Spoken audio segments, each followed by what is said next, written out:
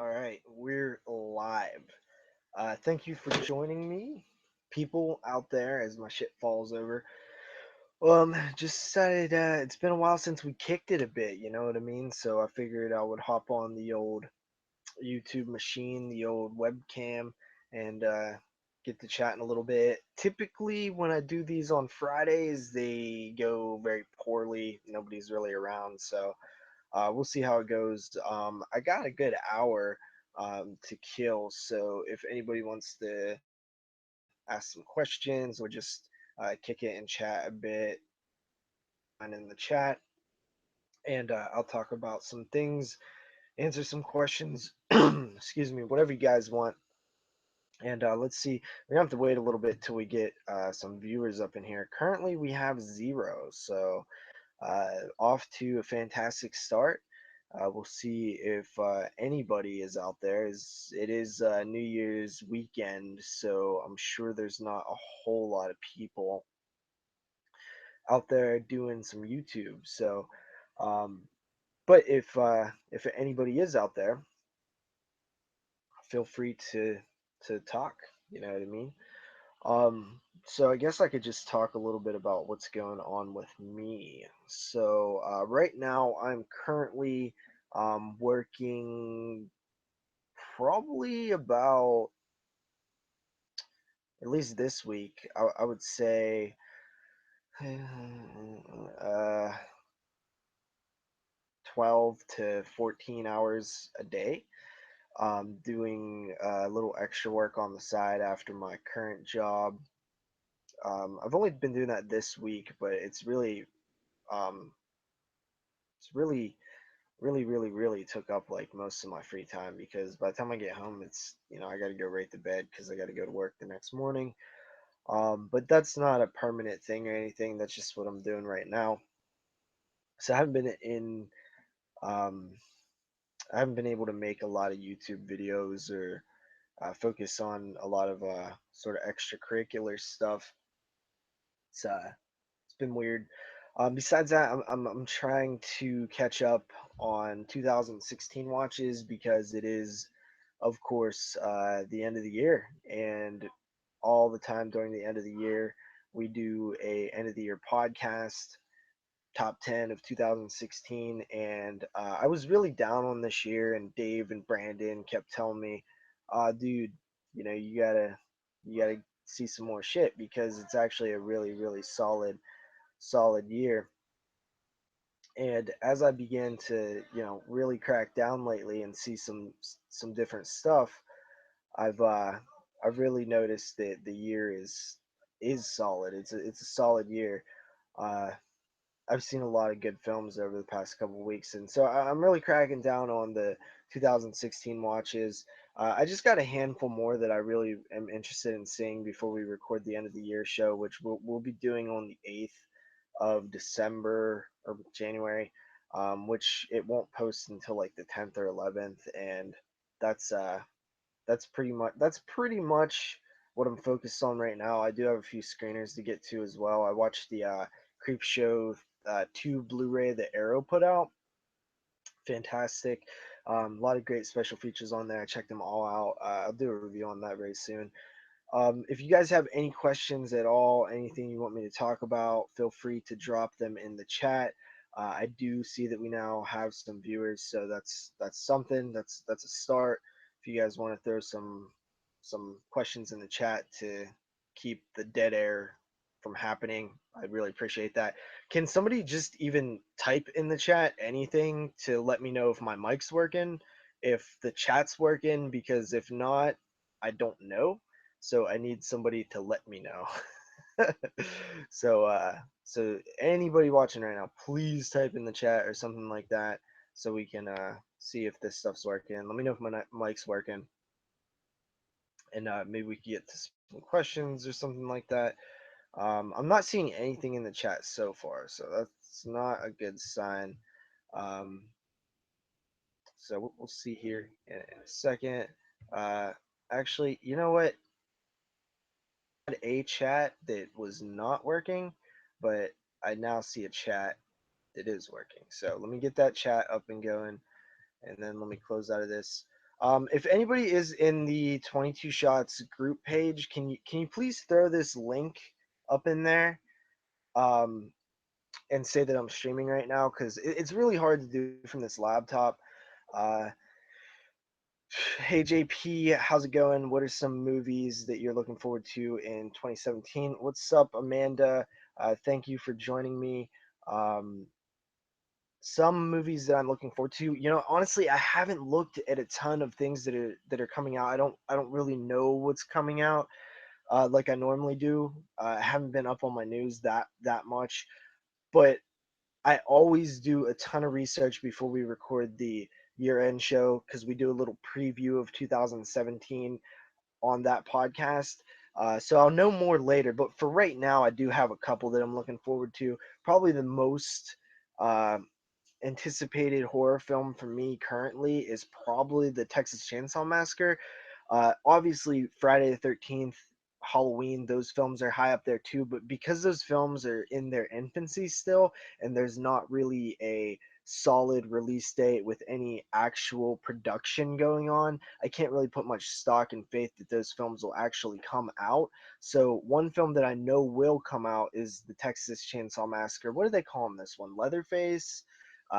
Whatever the name of the new Chainsaw movie is, that's what I'm looking forward to. Texas Chainsaw Massacre is my favorite horror film of all time. It's one of my favorite franchises.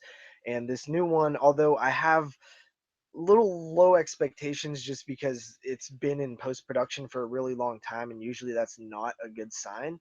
That's still the one that I'm really looking forward to. Also, I don't know for sure if this has a 2017 release date, but Stephen King's It, the remake, I'm really looking forward to that. I know it's had a lot of detractors who don't even want to give it a chance, but going into the It remake, I thought that everything would rest on who they cast as Pennywise and how they sound and what their performance is.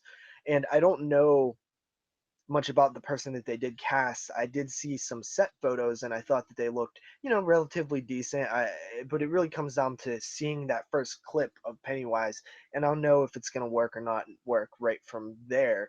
But I was with the It remake when it was announced because there is room for improvement. Okay, Stephen King's It, although it's a classic horror film, it is not perfect, and the ending is a huge just nosedive. You know what I mean? So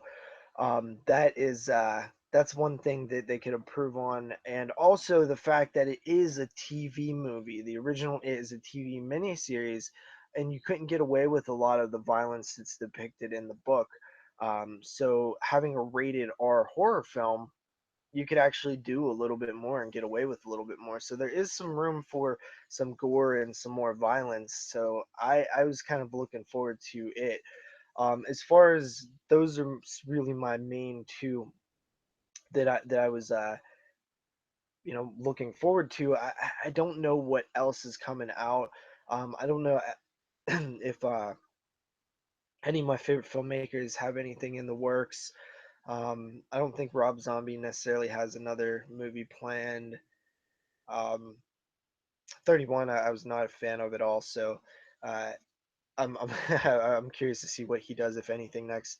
I know that Robert Eggers, who did The Witch, is working on adaptation or a version of Nosferatu, which could be really cool because of his stylistic achievements in Witch and his technical ability. I think that something that's moody and atmospheric and visual like Nosferatu could be very effective. Any other questions? Let's see. I'm gonna go ahead and try to share this in the 22 shots page if I can, really quick, guys. Just so I can maybe get a few more viewers in here. Um, maybe get a few more questions going. So pardon the audio silence, the dead air for a second here while I get this posted over there. I think I'm developing a little bit of a cough. It's really annoying me. My throat's kind of itchy. I guess it's kind of a terrible day to pick to live stream, but I actually got this laptop here, and I didn't. My old laptop was just on death's door, so I went and got a new one, just something cheap, just to sort of be able to record mobily, I guess. And it's not the greatest, but it seems to be working a little bit here. So I figured I would test it out with a live stream. Anyway, I'm posting this in the 22 shots page right now.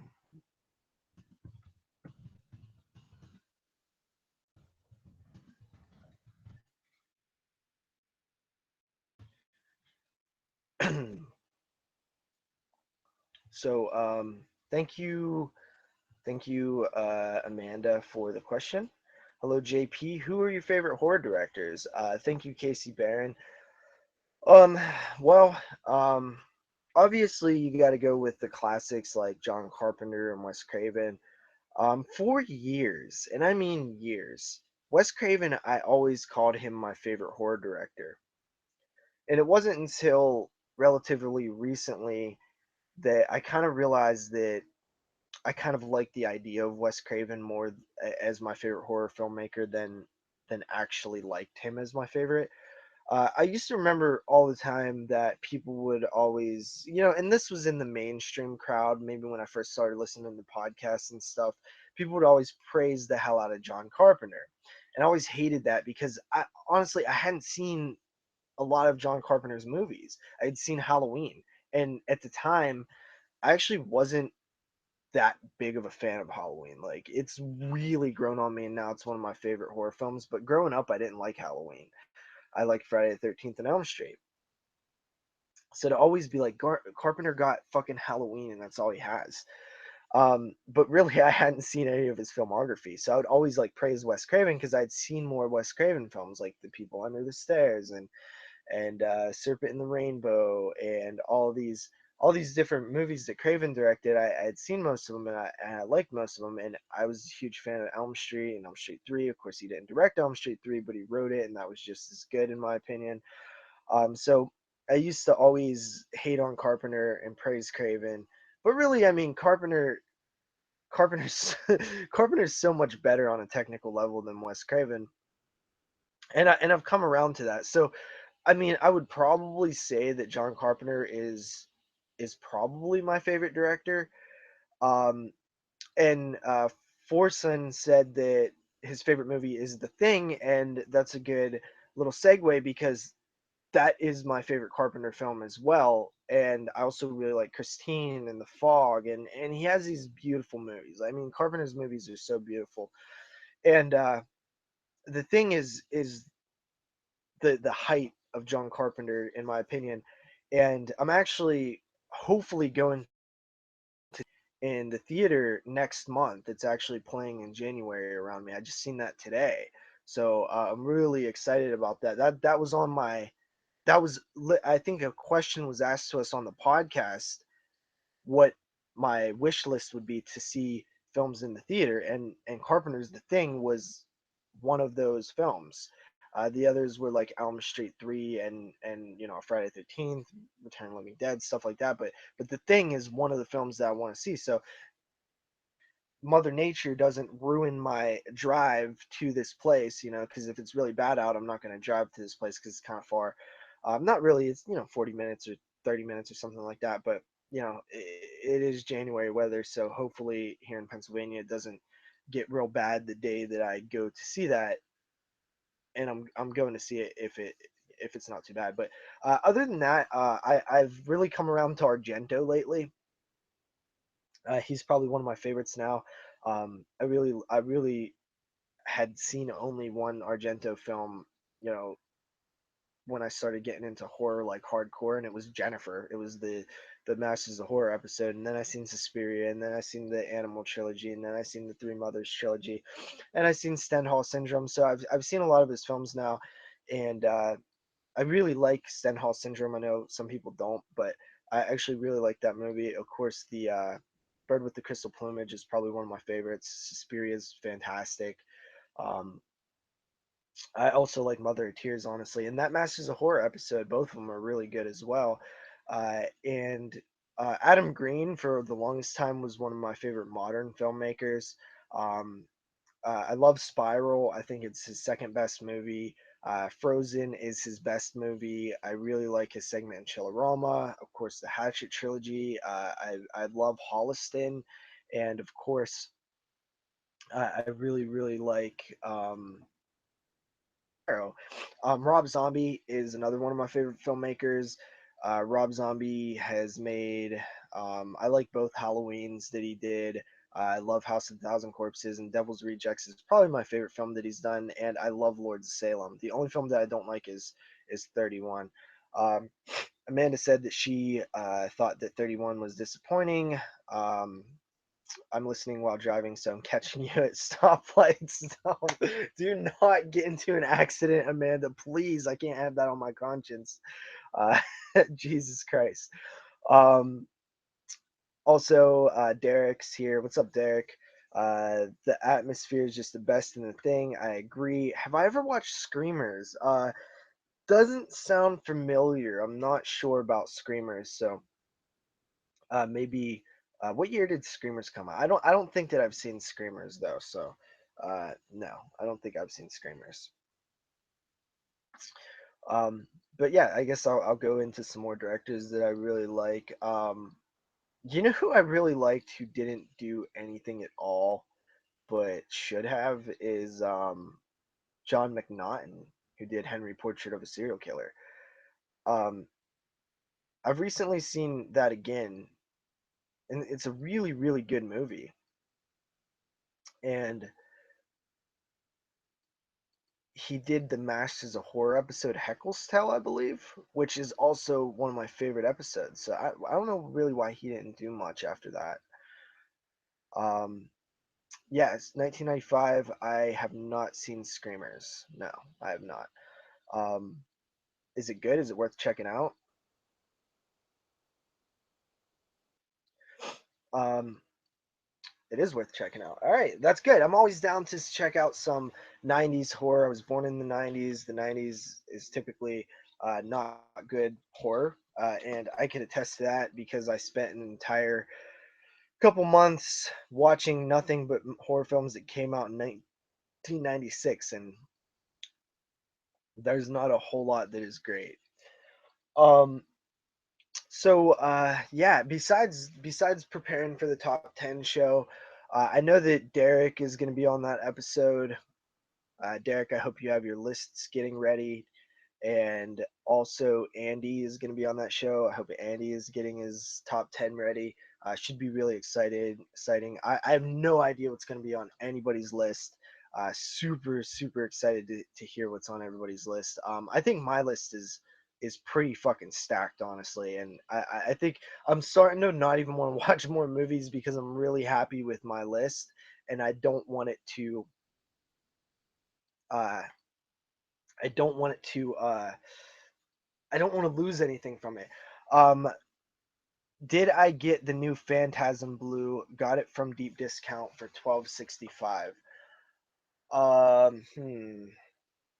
Where did I put it? Um. Hmm, hmm, hmm, hmm, hmm, hmm, hmm. 1 second, guys. 1 second. I'll be right back.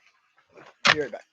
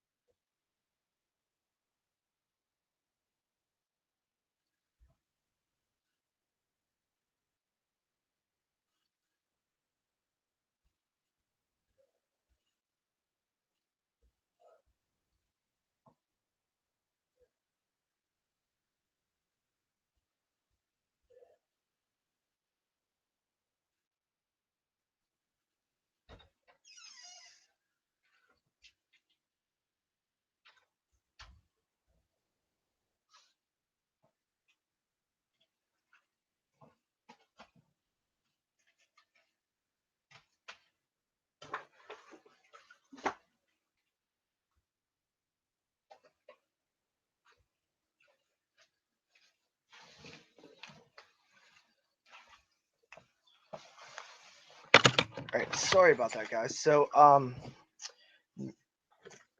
where was I at? Okay, did I get the Phantasm? I did get Phantasm. I did. I actually have right here, and people who are watching this is important. So, I have a couple copies of Phantasm here. I got Phantasm Ravager, 3 copies of Phantasm Ravager, and 2 copies of the original Phantasm. And I got those. I got a copy of the Wailing still. A couple art exploitation releases here. We got House of 100 Eyes, Hidden in the Woods, Memory of the Dead, Bullet Collector, Combat Girls, and then I have these as well. I just got these the other day. Um, I got 3 copies of Train to Busan. These are all sealed, by the way. And then I probably have an entire stack of things that were in my collection that I had doubles of that are sealed, as well as I have some more stuff on the way. I'm giving away this arrow right here, this Takesutsu Diamond guys. I have a couple more arrows that I was gonna donate as well, and everything that I just showed you, plus the things that I've mentioned, is all being given away for free. Everything that I showed you, these copies of Blu-rays and all sorts of shit, man, awesome stuff. Uh, we're giving them away on episode 100 of the podcast. So So if you haven't entered this contest yet, you should, because there's tons of stuff that we're giving away for free, and that's just on my end. That's just on my end. I know Moods is giving away stuff too. Um, I don't know if Derek is or not. I don't. He doesn't really need to. It's fine, because I have plenty of stuff. Moods has plenty of stuff. But the ways that you can enter this, and anybody who's watching this after the fact that I said this live, you have to send me a top 10 of 2016 list. Will get you 1 entry. You have to send me that by January 4th. Uh, Leaving a voicemail for episode 100 telling us your greatest horror movie of all time will get you an entry. Leaving a voicemail for episode 100, a separate voicemail, just shooting the shit, telling us congratulations on episode 100, hating on us, whatever, just talking about episode 100 will also get you an entry. And anybody who rates us on iTunes and reviews us on iTunes will also get an entry. And basically, if you do the iTunes thing, that's a permanent entry. You're automatically entered for every contest we do in the future. So if you haven't yet, do some of those things, because they're really easy and you can win multiple times. When we do this giveaway, I don't know if I'll do prize packs or each thing will be a winner, but you have a solid shot at winning something here, um, between me and Moods. And we'll just do it by random, and if you win, you can win again. You can win every fucking time if you're lucky enough, you know what I mean? So yeah, uh just wanted to plug away some of those contest things. uh Andy says his list is on point. Andy, I believe that your list is on point, but not as on point as my list, homie. My list is probably on the point more than anybody's. My list is probably the best list that there will ever be. Will there be a landmine goes click? Who knows? You're gonna have to listen to episode 98 to find out. Episode 98? I think it's 98. Also, Derek rewatched Southbound. Solid film. Nice Connor. What's that mean? Connor, lucky bastard. um, Questions, guys. Hit me with some more questions. Anybody? Oop.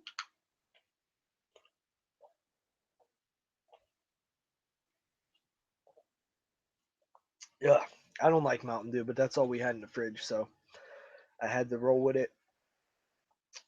Anyway, I still gotta watch Train to Busan. I haven't checked this out yet. but I hear nothing but good things. So it's probably gonna bump off one of my films if it is as good as everybody says. Um, Question for you guys out there, Derek, Andy. Is Kill Your Friends horror? Is The Good Neighbor horror? Is Trash Fire horror? Is The Green Room horror?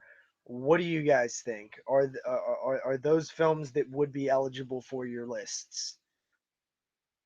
Because I have my own answers to those questions, and I will exclude or include certain films based on my own personal opinion on that. But I'm curious what you guys think, because I'm gonna do what I'm gonna do either way. But what are you gonna do? Is what I'm asking. Um, Also, yeah. Um, I was telling the guys in here earlier that I've been working a ton, but shortly here I'm gonna start doing some other things. I want to do a new shelf by shelf video because the old ones I completely dropped the ball, completely failed. I totally forgot about them, and I rearranged my entire collection, so I couldn't remember what I had showed and what I hadn't showed. So I pretty much have to start from scratch. So that'll be coming in the new year. Um, I might be producing a new podcast here coming up, um, depending on a certain few things. But that should be really cool if it turns out. It might be based on streaming. I threw out some ideas. Netflix and chill, basically a podcast. I know other people have done this, but I don't really care. I feel like you know who cares. People have done everything. And then the other idea was the watching live at Big Lots. Oh, that's hilarious, bro. Um, I was thinking of the other podcast that I might be producing is Goodwill Hunting, and this is the one that I actually. What do you mean, Andy? Why is Netflix and chill a bad idea? But the other one that I liked the idea for was the Goodwill Hunting, and essentially the idea behind that was a weekly or bi-weekly show where the hosts went to a Goodwill in their area and they bought VHS, DVD, whatever was there, mostly VHS though, and they try to find the most obscure or just even anything that is horror. Because sometimes it'll probably be slim pickings, and they'll have to settle on something like, you know, The Stepfather, something that's kind of common, Alice, Sweet Alice, or something like that. But then they might get some weird thing like The Legend of Bigfoot that's never been on DVD or something, and then they review that film on the podcast. So it's kind of like um, they're not really picking what they're reviewing so much as like the world is picking it, which is I thought could be kind of fun, especially if you start getting some really obscure VHS. Um, you know, it could be cool, but a lot of people didn't seem like they were into that one. They were more into the Netflix and chill thing. So we'll see.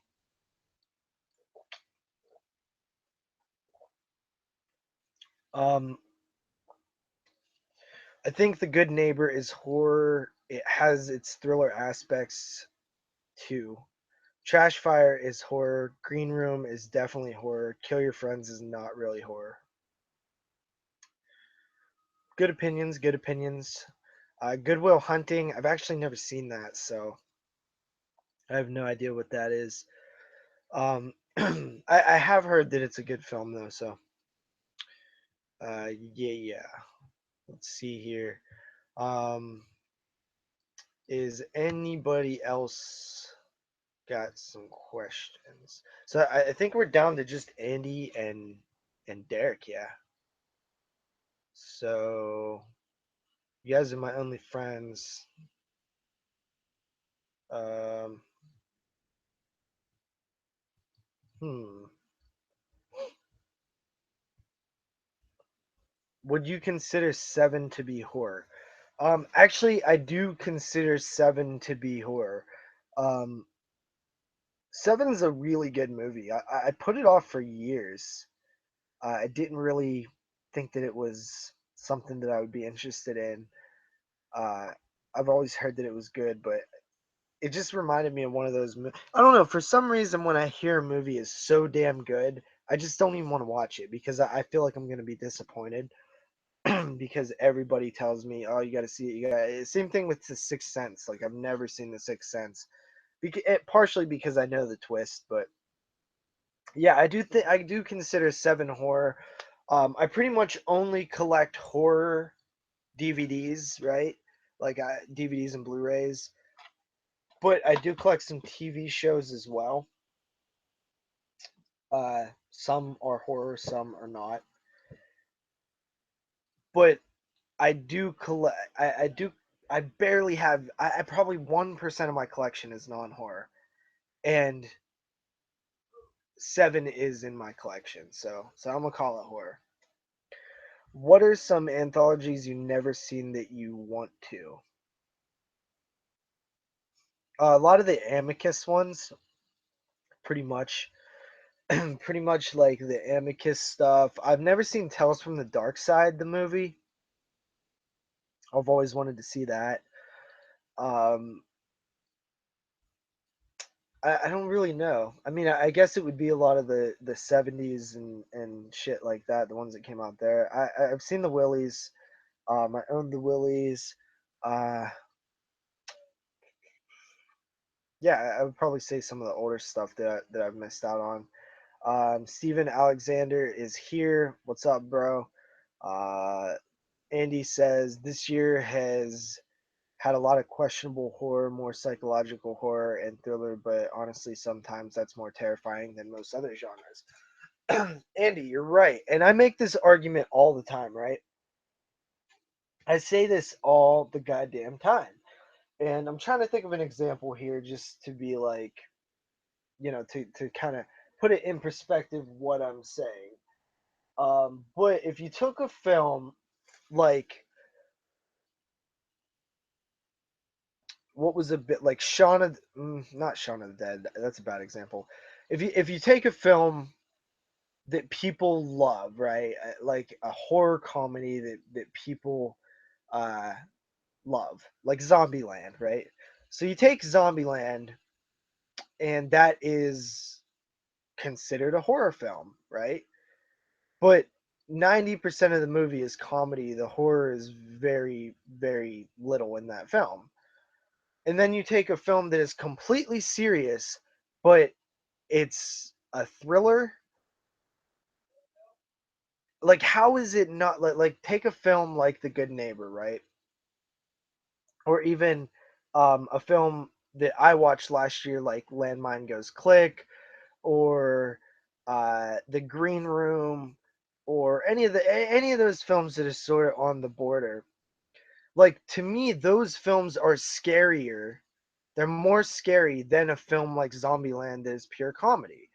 So it's weird that we accept comedies like Housebound as horror films, and there's no debate that it's a horror film, but something that's a little more, uh, maybe they use guns instead of knives or something like that. That's an argument that was thrown out.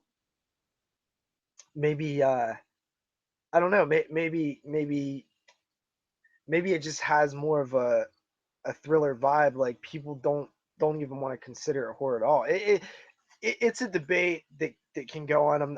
I don't really have the best examples right now, but it's something that I always think about, and I've always said like I think these films that are like border on the edge of horror thriller are more scary than Housebound or you know fucking Night of the Creeps or something. Uh, let's see. Obnoxious and Anonymous. Hey man, glad to be able to catch you live. This is Cameron, by the way, from the group page. Hey, what up, homie? Welcome. I'm planning on doing these more often, but this was just sort of a spur of the moment thing. I'm not going to be streaming very long, but I figured that it would be fun for a little bit.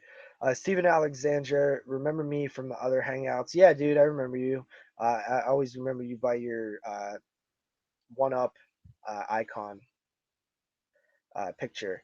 I watched Landmine a month back. Love those thriller horrors. So do I, man. So do I. I love them, love them, love them. They're probably my favorite. Usually, movies are never one genre. They usually have a subgenre. Might be horror. I agree, man. I agree. I agree. My definition of horror is very loose, if I'm being honest.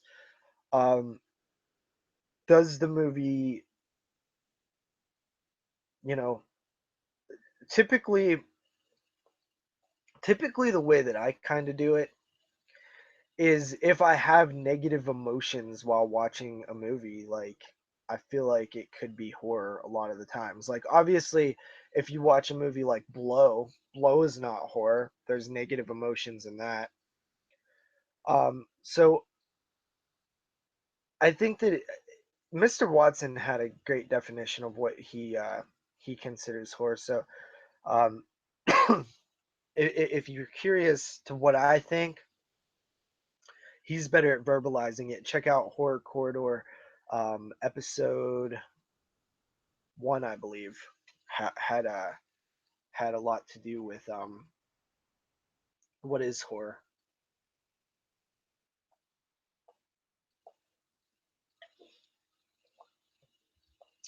Dude, Andy, how in the flying fuck is Seven not horror?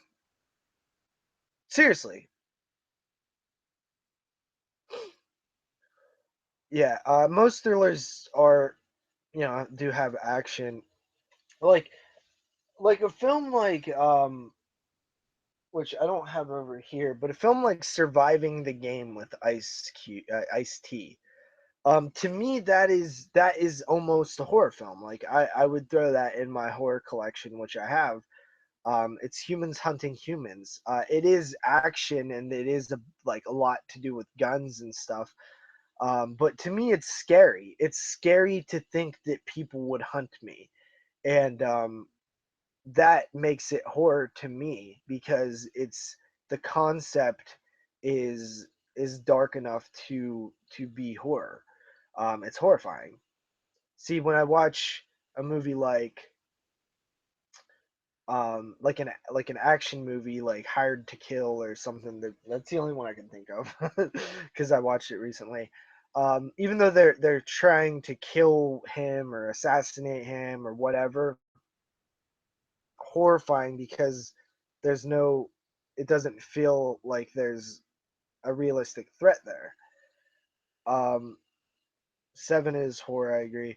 What do you think of the Blumhouse site who have a relationship with Scream Factory, keep toting their Blu-ray releases and best of lists, but don't put Arrow because they don't have partnerships with them? Um, well, I would actually need to see examples of them, sh- praising them because I don't really follow the Blumhouse site that well to know. I do like the Blumhouse site, but um, I do know that people that work for Blumhouse, like Rob G, have done commentaries.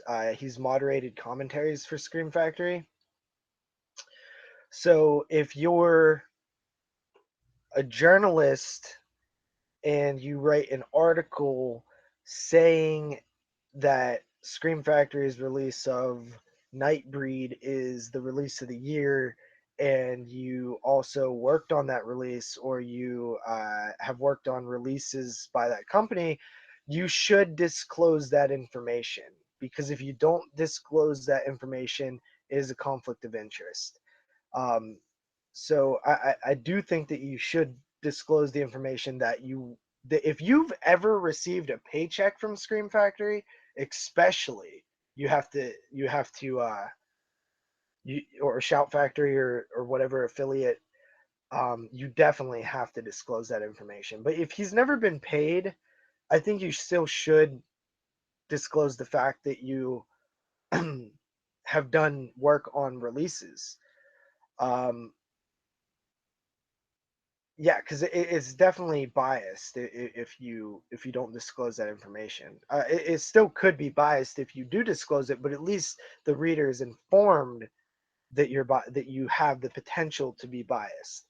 Um, it's the same thing. Now I do know that the people who work for there also do get screener copies from Arrow as well. So I don't mean if you mean the fact that they get screener copies or the fact that they have done work on the releases. Uh, I listened to the latest Shockwaves podcast, and they did the top 10 of 2016. And Ryan Turek, who works for Blumhouse, said that he would not put any Blumhouse films on his list, which I think is a credible thing to do. Because you work for that company, obviously you're going to be biased. I think that is only fair.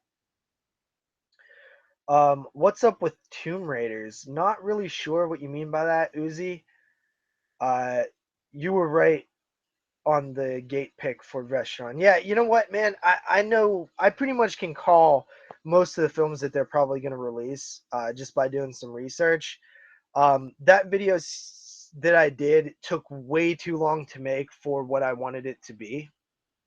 So I pretty much didn't do another one, though I am toying with bringing it back, but in a smaller way, just more of a less work way, because it took a lot of work to do that video, and it honestly paid off. Like it got a ton of views and stuff, but I just don't want to put that much time into a video like that. Um, I don't think all giallos are horror. Neither do I, but I do think a lot of them are. You can find dark, horrible things in pretty much every genre. That's true, Andy, but it's different because, um, like I was telling Matt the other day that I don't think that Jurassic Park is a horror film, and he says if Jaws is a horror film, then Jurassic Park is a horror film, and I don't really think so because in Jurassic Park there isn't a threat, a threat to our lead characters. Like you never feel like any of those characters are gonna die or have a threat at all. It's like fantastical, like fantasy, like type of movie. I don't know. I'm not really good at this debate, honestly. That's probably the first time you'll ever hear me say that I can't talk my way out of or in something, but um, if I have more time to think about it, I could bring more reasons. Mr. Watson, the homie Watson, is your guy for that. Though, check out Horror Corridor. Um, let's see here. Scream needs to stop messing up discs. I need like 4 replacements. Yeah, that's crazy, man. I don't know how that's happening. I honestly haven't bought a single Scream Factory since Return of the Living Dead. Um, I pretty much gave up collecting when they did their limited run, because to me it just uh, tainted the concept of me collecting the entire library. So I just gave up on Scream Factory. I'm still gonna pick up the releases that I want. I just haven't been buying much at all lately. Uh, let's see here. Mr. Parka does that when he shows off Dustin Mills films he works on. Mr. Parker seems like a good dude. Yeah, he is. I don't really know him personally, but I've talked to him here and there through text and stuff. Seems like a really cool guy. Uh, the Bourgeois 86. I subbed to you recently and been checking out your videos. Keep it up. Um, Bernie Brains. Apparently, Orphan Killer from Real Gore skips bad in like five to six different places. So if you're gonna pick it up, wait until they put out a new disc. You know what's funny, man? I just got my copy, my press copy, the other day. I haven't even popped it in the Blu-ray player yet. But that's interesting that you said that. I'll watch out for that. Slaughter High will come out in late March. Nice prediction, Andy. I wouldn't be opposed to that happening. I think that it probably sounds about right. Uh, he's a nice dude. Andy says, calling it now. Tone is everything. Yeah, you're right, man. Tone is everything. Tone is everything. You're completely right. And the tone in Jurassic Park is not of the tone in Jaws. Fact, Matt. Uzi Suicide 666. I think it doesn't matter what we classify a film as. Just watch it for yourself and see what it is for you. Yeah, yeah. I mean, you are right, but we're kind of coming from a different position because we do reviews. We run websites. You know, we do critical analysis on podcasts. So um, we will be questioned on what we classify as horror by listeners and viewers, and we have to be prepared to answer those questions. And so we kind of do have to delve into it a little bit. But at the end of the day, you are right. It doesn't matter. Whatever you see it as is what you see it as. It's all opinion. It's all subjective.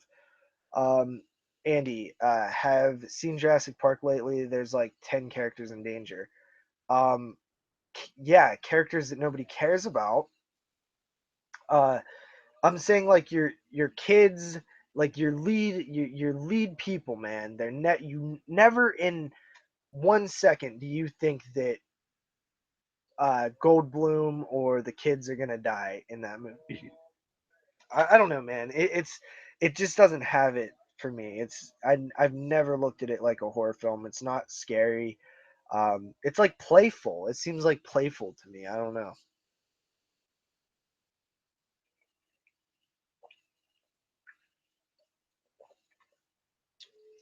Do you have a favorite Blu-ray company?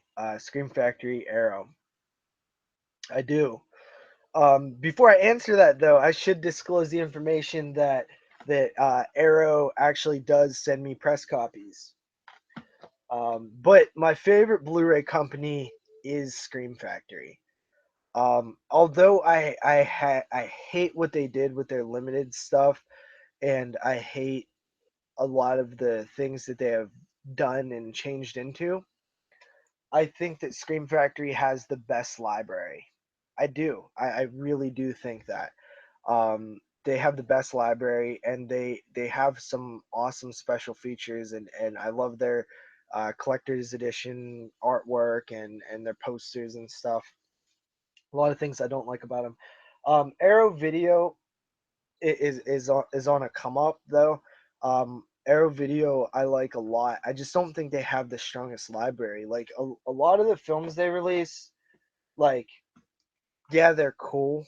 Like this is a cool piece of cinematic history it's just a weirdo comedy. But at the end of the day, like I don't really care. And even like you know, uh like these films here, like they're good movies. The Killer Dames box set. Both of these films are good, but they're just not films that I'm ever really. They're not ever going to be my favorite movies ever, ever, ever, ever. I look through Scream Factory's library, and there are a ton of my favorite movies released by them. So that's at the end of the day when you're like buying a Blu-ray for collecting purposes. Um, if you have a little collection or a big collection, everybody starts their collection by buying the movies they love and that they want to see over and over again. And Scream Factory has made more of those possible to own than somebody like Arrow. Arrow hasn't released barely any of my favorite horror movies, and that like this film here. it's a really neat movie. It's cool. Is it one of ever going to be one of my favorite movies? No, never. So I just think that Scream Factory edges them in that department, and that department is probably the most important to me. What do you think of censored audio and "Don't Go in the House" released by Scorpion? You have to fill me in on that, Super G50. I actually don't. I don't even own a single Scorpion release, and I don't know what is wrong with that release. But if you fill me in, I could share my thoughts on it. Andy, it's Spielberg, man. Uh, so there's some scary moments in the Goonies, right? Like the Goonies has scary moments, but that's not a horror film. Uh, Funny that every horror film from 20, 30 years ago is being praised as the greatest horror film ever simply because there are new Blu-ray releases. Yeah, yeah, man, it's odd. I've always been in the camp that people overrate films that came out yesteryear. You know, stuff from the 80s and 70s. People often overpraise it, and stuff that is new, people don't.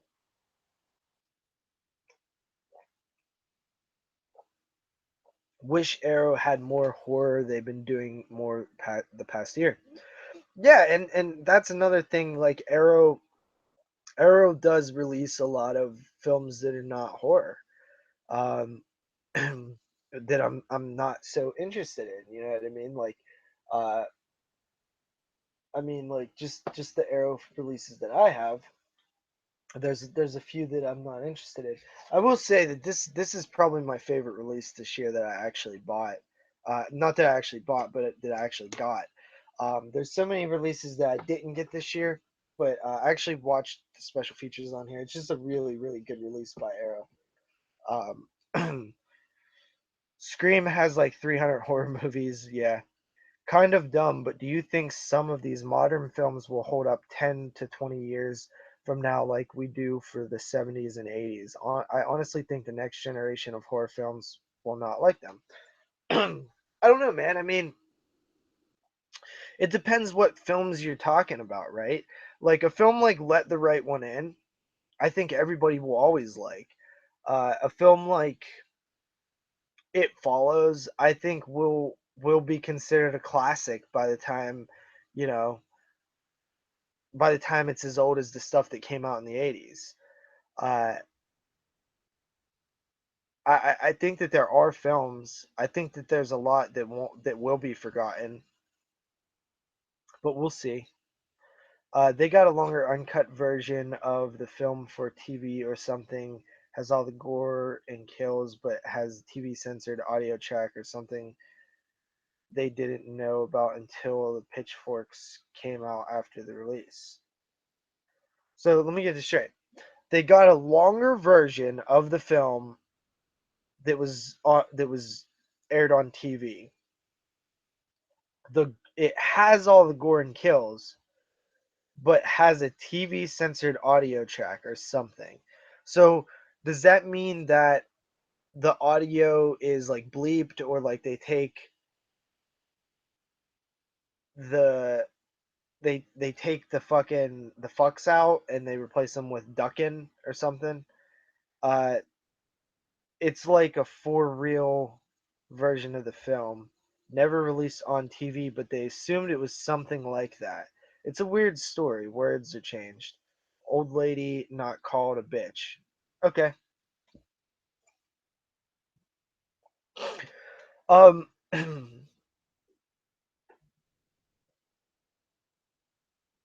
Huh. I mean, I would trade the audio track for a longer version of the longer version of the film with more kills and gore. I would. That doesn't. I'm okay with censoring curse words or whatever. That's not a huge deal to me, honestly. Um, I would. Best case scenario is they release both versions on the disc, though, right? Like that would be the ideal situation. The house set is dope, man. I was considering buying that from the UK, honestly. Um, that set is dope as fuck. I like that set. Sucks that the U.S. only gets the two films, honestly, but whatever.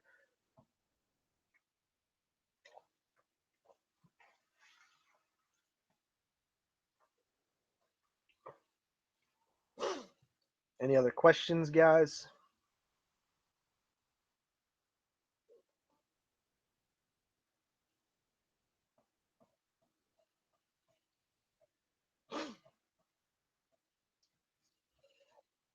Which would you rather see? Scream Factory release a 3-disc box set for Wes Craven's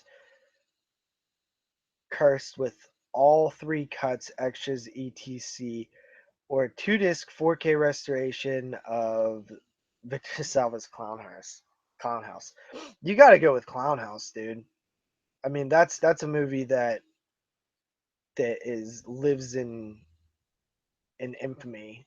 Like it's a movie that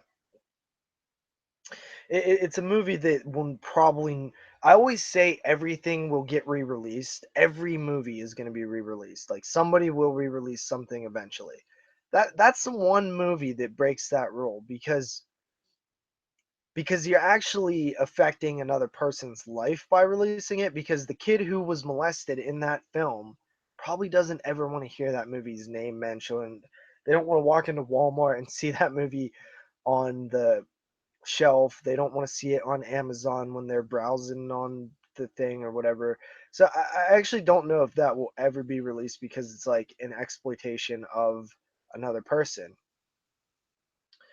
Um, and I think even the money hungriest companies doesn't really want to touch that. Have you seen Don't Look Now? The ending is great. I've actually never seen that. I do know what it is though.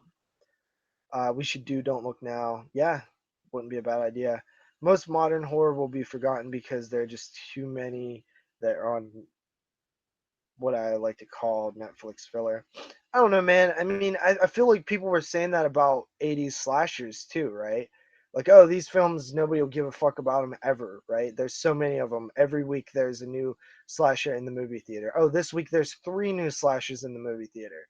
I feel like people were saying the same thing though. The people, the things rise, man. I think that people will be interested in these films, but that's just what I think.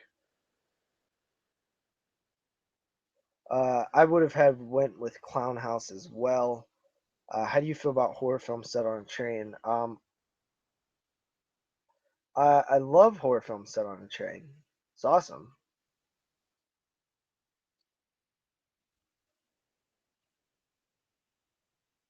I just got a little press release here from Nico from Cult Epics. He says, we are in our last day of the Indiegogo campaign. We offer for one time only until tomorrow 50% off on collections and 30% off on the upcoming releases as a perk with free shipping in the US or subscribe. As we have just announced our 6th Blu-ray DVD release for 2017, Death Laid an Egg, or Get a Tea with getting a perk, you are supporting us in our endeavor to bring you new films on Blu-ray and DVD in the future. We now need your help. Please support us here, Cult Epics. So if you guys want to support Cult Epics, they announced some new stuff. Head on over to their Indiegogo campaign. I do really much enjoy movies set on a train. I really do. I think it's a cool setting. Are we going to see the third making of Rob Zombie's Halloween 2 he shot? 8 hour? I don't know. I actually don't know. We should. Will we? I don't know. That'd be something cool to release though. Release it as its own thing, like a documentary practically. Yeah, I love contained horror myself, man. Bernie Brains. I don't know if I could sit through an 8 hour documentary on H2, even though I love the movie. Yeah, I couldn't either, but that's what's cool about the world we live in, man. You can pause and come back to it. Speaking of non-horror, wish cult epics had more upcoming horror. I checked out the Indiegogo and want to support the films, but yeah, I feel you, man. I feel you. It sucks because I truly love Cult Epics as a label, and Nico over at Cult Epics, the guy who runs Cult Epics, um, he couldn't be a nicer guy, and he couldn't be a more um, easy to work with person. So uh, I wish him the best, and I hope that he is successful. And I try to plug it anytime I can to help him out and stuff. But who knows, man? Um, who knows? It seems like I don't know what sells the best for them. I would think that those necromantic releases had to sell great.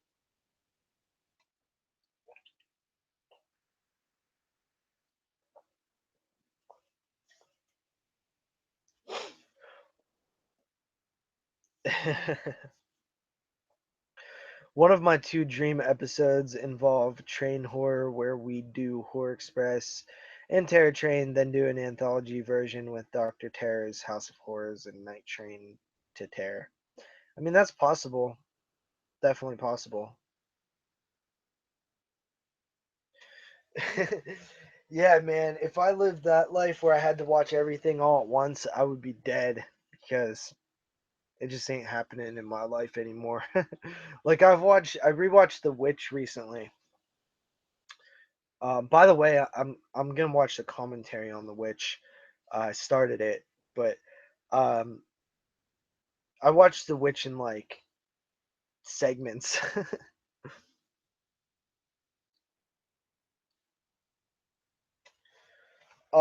I am absolutely sad that the Showtime Experiment Masters of Horror series didn't keep going. If you go back and listen to our podcast, which you can do so at horrorphilia.com or 22shotsofmoodsandzandhorror.com, we did an episode, I think it was in the 40s, on Masters of Horror season one. And we talked at length on why we think that that show failed and why I think that it would be successful now. Basically, my thoughts are that in a short version, the show just missed this boom of horror, right? Like the show was made in like 2006 or something. The internet was there, right? That like the internet was there, but it wasn't there, right? Like Facebook wasn't a thing. Twitter and all these huge social media outlets were not a thing. And one thing that these social media integration in society has done for horror fans is it connected us, right? You think back to the 90s and even the early 2000s, and for the longest time I thought I was the only fucking dude who was into this. Like most of my life I didn't think anybody was into horror, and I didn't know that you can be like a horror collector and be like in this like you know coven, this group of people. So I think when that show came out, it just what it didn't hit at the right time, and it was just casual people that were watching it. The horror fans didn't band together and embrace it. I think if something like that happened now, like everybody would be on like especially with the explosive boom of horror TV that is happening now with The Walking Dead and American Horror Story and Channel Zero and all these fucking shows that are on TV, Hannibal and Bates Motel and Penny Dreadful. Like there's so many that if that show came out now, I think it would have been a completely different story and it would have been a huge success. It just missed having the best release ever by just a couple years, man. It really sucks. But I think that if they did that show now, it would be great. Brainy Brains, I watched Nymphomaniac Part 1 and 2 Director's Cut all at once. What an experience. Clickety clackety. What do you think of Vestron?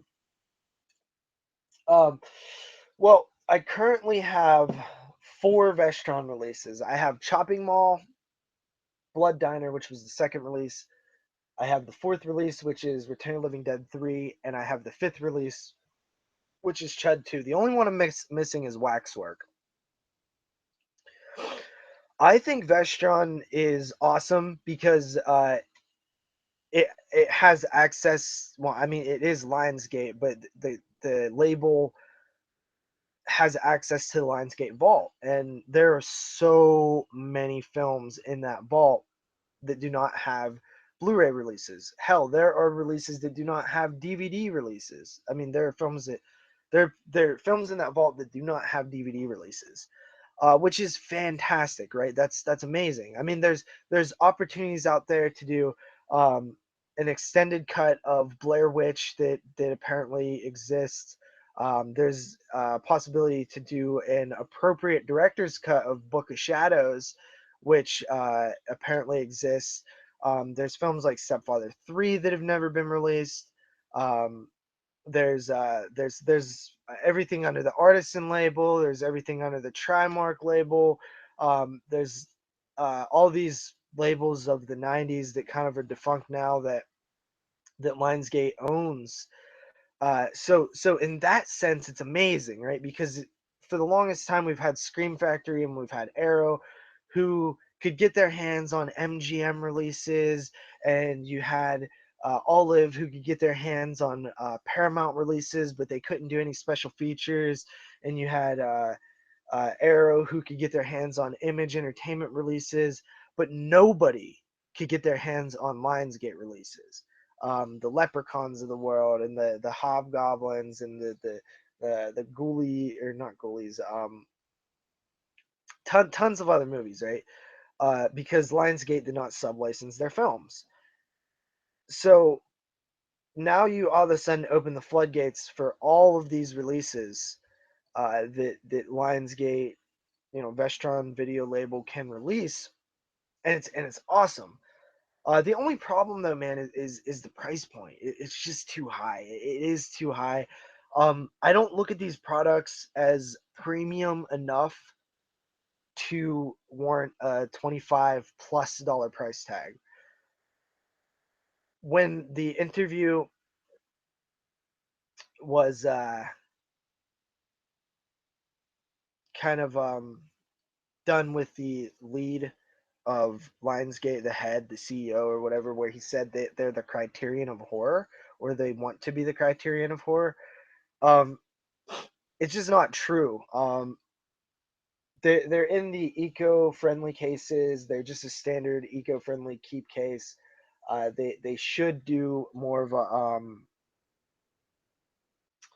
a thicker case, maybe like Arrow does, to kind of set themselves apart. They have slip covers, but they're honestly not that cool, right? I mean, they're like all right. They look cool enough, but they kind of get warped really easy and bent in shipping and stuff. They just don't have the luster to be considered a premium product. So that price tag is really, to me, what's holding them back. I think that if they found a way to lower the price, I think that they could be much more successful, especially with me. Bernie Brains, Vestron needs to stop messing around and put out Slaughter High. We could wait on Slaughter High. I don't want to have them put out everything that people want right away. Like save Slaughter High for a few months. Um, the Masters of Horror Blu-rays have no extras, while the DVDs are filled with commentaries and featurettes. It's a bummer. Yeah, I agree, man. It's weird. I don't know why that is. I've never picked up those Blu-rays simply because of that. And simply because they only have the first season on Blu-ray, which is that show pisses me off how they released it. Are you hyped for Saw Legacy? I'm not, and the only reason I'm not hyped for Saw Legacy is I haven't seen Saw 6, 7, 6 and 7. 6. How many is there? 7? Or is there? Yeah, there's 7. I haven't seen Saw 7, so 6 or 7. So I need to. I'm sure we'll cover them on the podcast eventually. So that's what we'll do. But I love the idea of Saw coming back. Who has Cemetery Man? I want to get the overseas Blu-ray, but I keep hoping someone in the States will put out a blue. Yeah, I don't actually know who owns that film, but that would be a great one to see hit Blu-ray. Steven Alexander, I love Saw 1 and 2, and 3, 4, and 5 ain't bad. Uh, Steven Alexander, I'm really excited for Vestron uh, as far as titles possible. I'm fine with a steady 1 to 2 releases a month. You can find them for $18 each shipped on sales. Yeah, that's cool. If you see, man, I really need to get Waxwork, but I haven't seen it under $25, man. I can't find it. So if anybody sees that, let me know. Hit me up on Facebook.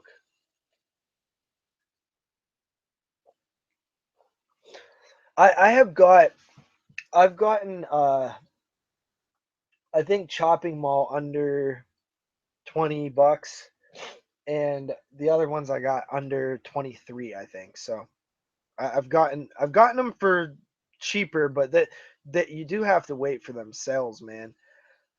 It really is a bummer. So yeah, but I mean, besides that, like Vestron's dope as fuck. I like Vestron. Um, yeah, I was wondering. I didn't see what they typed, but apparently they retracted their comment. Uh, is anybody catching UFC tonight?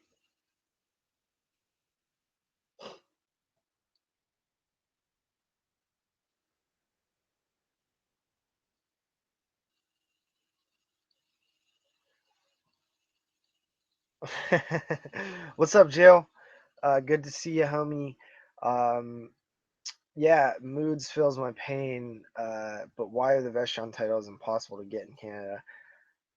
Man, I don't know, dude. Like the whole way that shit works is crazy to me, man. Like I don't know. Like Canada is literally like it's not on another continent, right? Like it's not like Europe or something where it's far.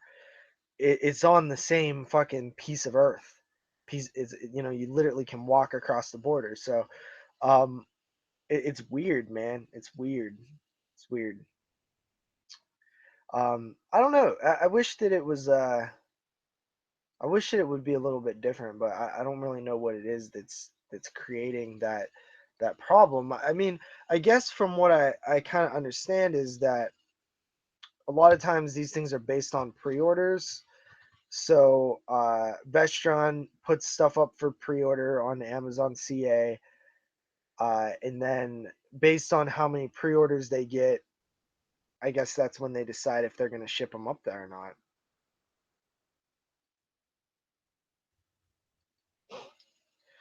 Will Scream Factory go the way of Anchor Bay in the next couple of years? Probably. I think that they will. Because they're running out of retro stuff to release. They just are. There's not a ton of stuff that in the MGM vault that they haven't released. So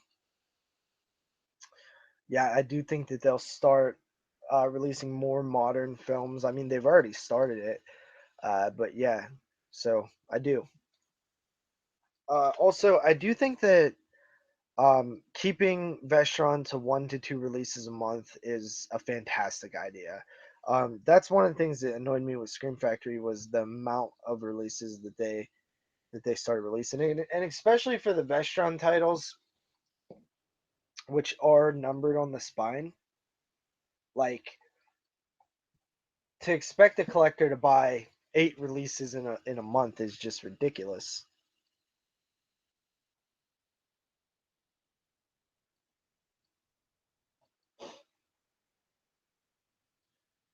Derek, what did you just share from Mondo?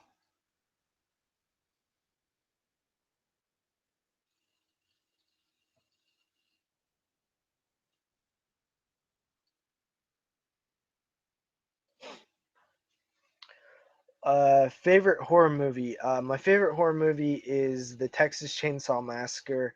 It's been my favorite horror movie forever. Um, just love it. Yeah, they do have a flood of IFC titles.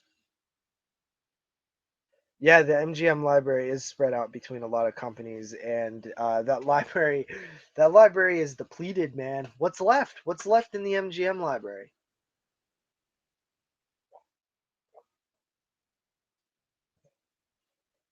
What are the new titles, Derek, that Mondo announced?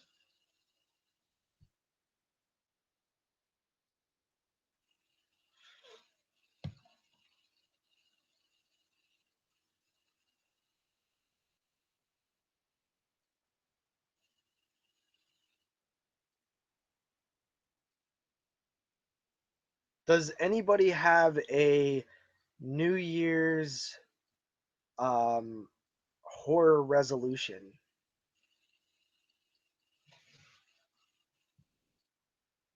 Does anybody have a horror resolution for the new year? I think that's a cool question.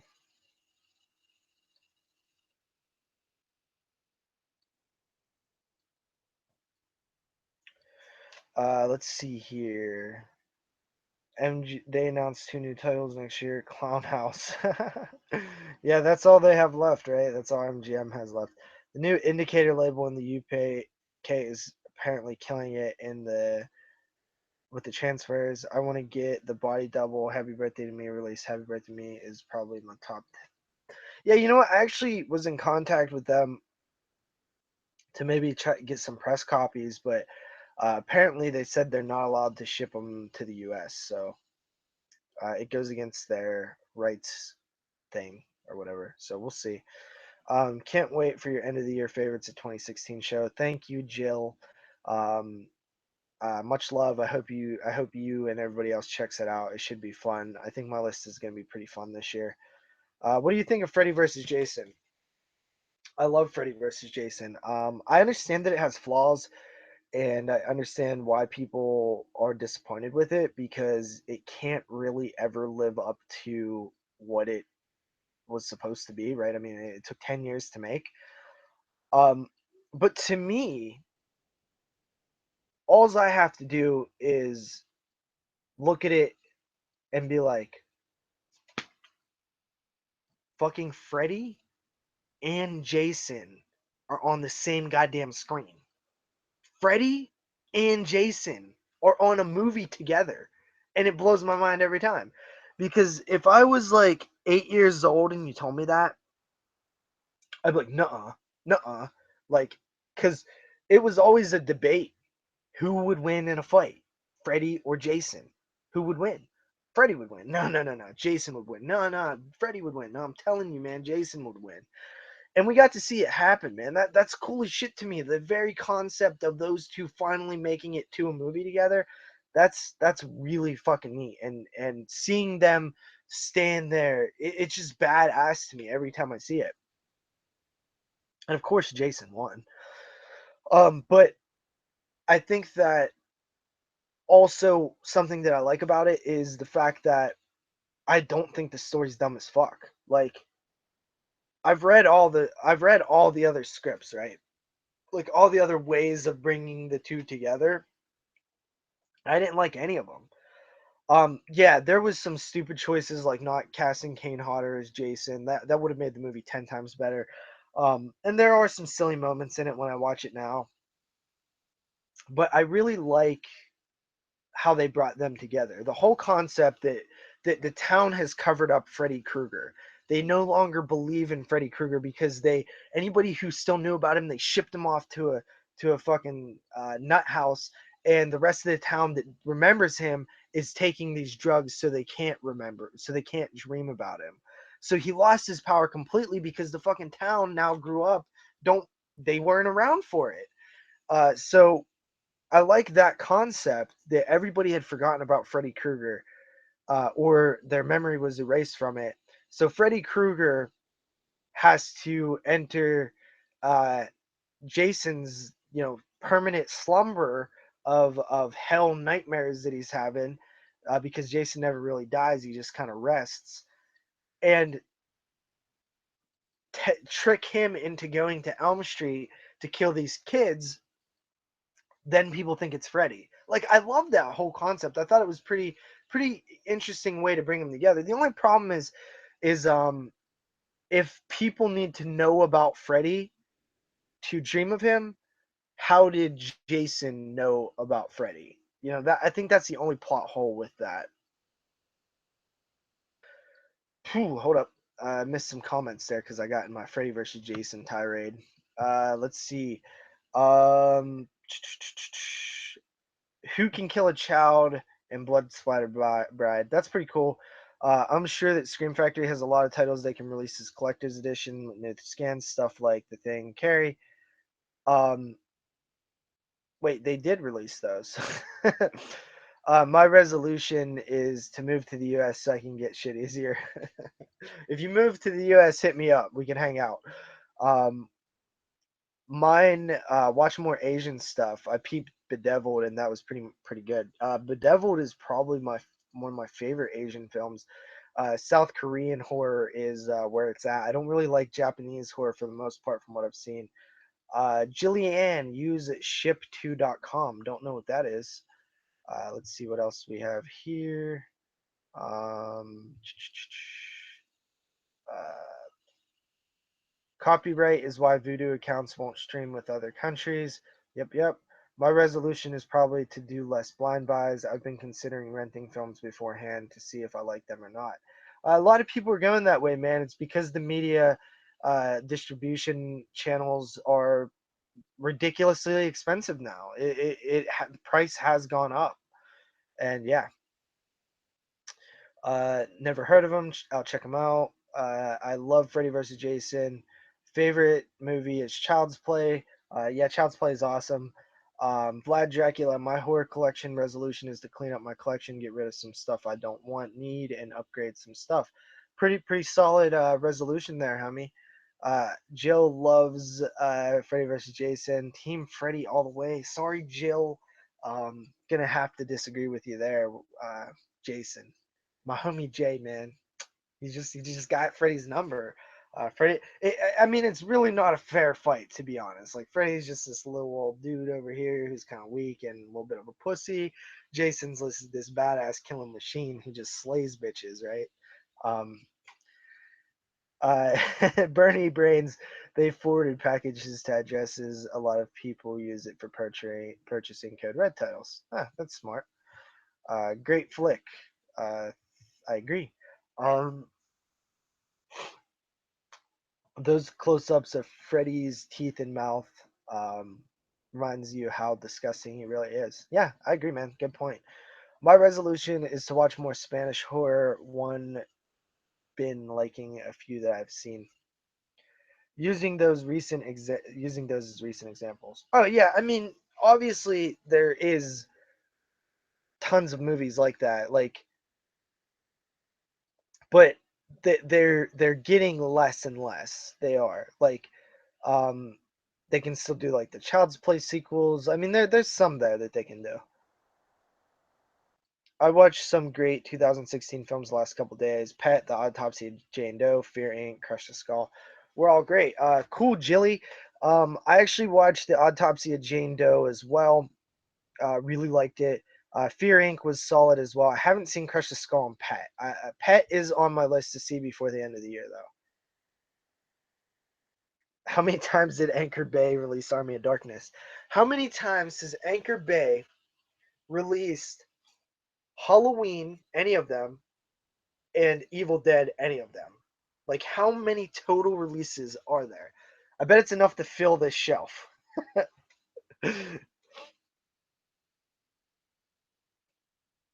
um, yeah, Freddy is scarier. I agree, but Jason's cooler. And, well, Jason can beat Freddy's ass. So when you're versing them, I don't really care who's scarier, who's gonna kick whose ass. Uh, In all honesty, though, I love Freddy and Jason. Those are my two dudes. Like I like them way more than Michael. Yeah, I love like Elm Street 3 is literally one of my favorite movies ever. Freddy can mess up Jason up in the dream, but Jason kicks his ass in the real world. Um, true that, true that. But I'll just ask you this, homies: who had whose head in their hand at the end of the movie? Because to me, I think that guy won, right? I mean, like, if I seen a dude walk into a bar and he's like, "Yo, I just got in a fight," and I'm like, "Who won?" and he has the dude's head in his hand, I'm gonna be like, "Dumb question. Obviously, you did."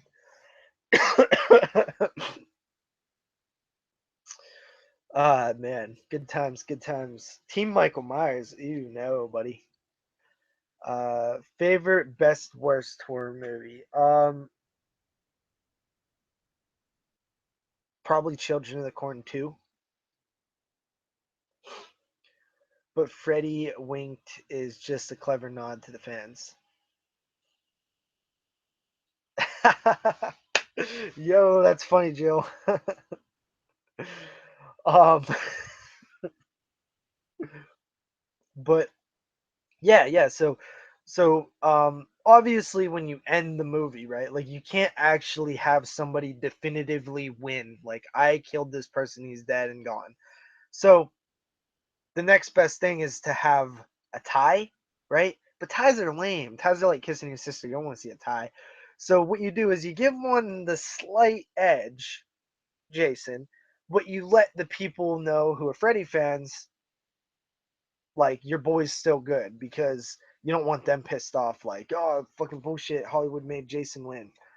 My goal for 2017 is to focus my collecting more, want more sci-fi creature features and really gory movies. I gotta stop buying random non-horror movies like my childhood favorites I rarely watch. Listen, homie, I love some childhood favorites, right? Like, I love Home Alone. I love I love stuff like that, but I mean, I can't collect regular movies too, because I could barely afford to collect only horror movies, you know what I mean? So I can't start collecting non-horror as well. Chucky versus Leprechaun, I've never been a great big fan of that idea. Because they're very similar characters, and it would just be a wisecrack off. You know what I mean? I just don't feel like those two mesh well. Now, I think if you're gonna verse Leprechaun with somebody, you go Djinn, right? You go the Wishmaster character. Both got magic, both little dudes. Freddy vs. Jason and My Bloody Valentine 3D are two recent horror films that made 100 million, but have yet to have a sequel made. That's crazy. No, I'm not drunk, dude. I'm just, my head's kind of itchy. Uh, yeah, I'm still kind of getting used to this hat. It's actually a new hat too, so it's like kind of itching my head still.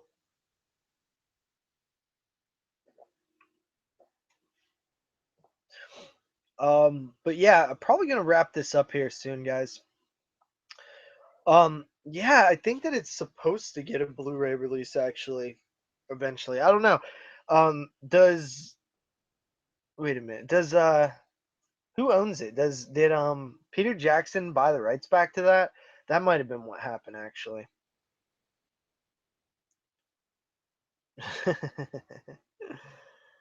um, it versus Freddy. Yeah, they kind of both play on fears. I guess that could work. Um, I believe actually both of them are owned by Warner Brothers too, so that's actually even possible. Probably never in the history will happen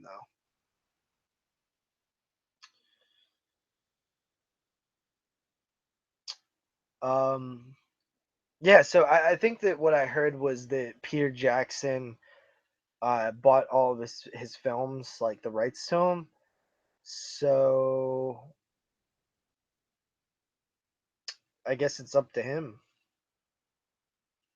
I didn't. I never got the Friday Blu-ray set. I'm bummed about that. I do think they'll get re-released when the new movie comes out, but it's weird considering Friday is one of my favorite franchises ever. It is my favorite franchise, and I don't have any of the films on Blu-ray. It's weird to me. It's weird. So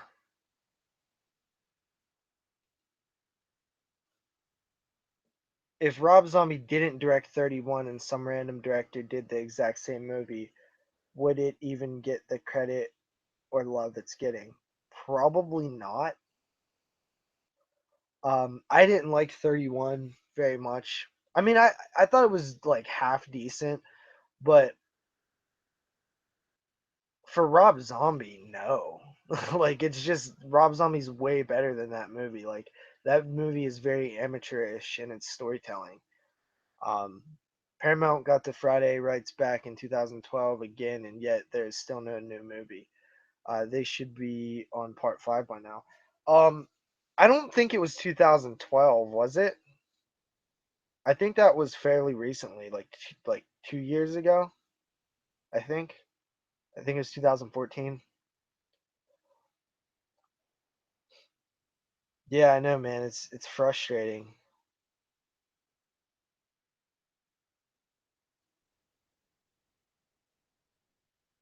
Yeah, Rob Zombie's literally one of my favorite directors, and 31 was just it was a joke. It really was.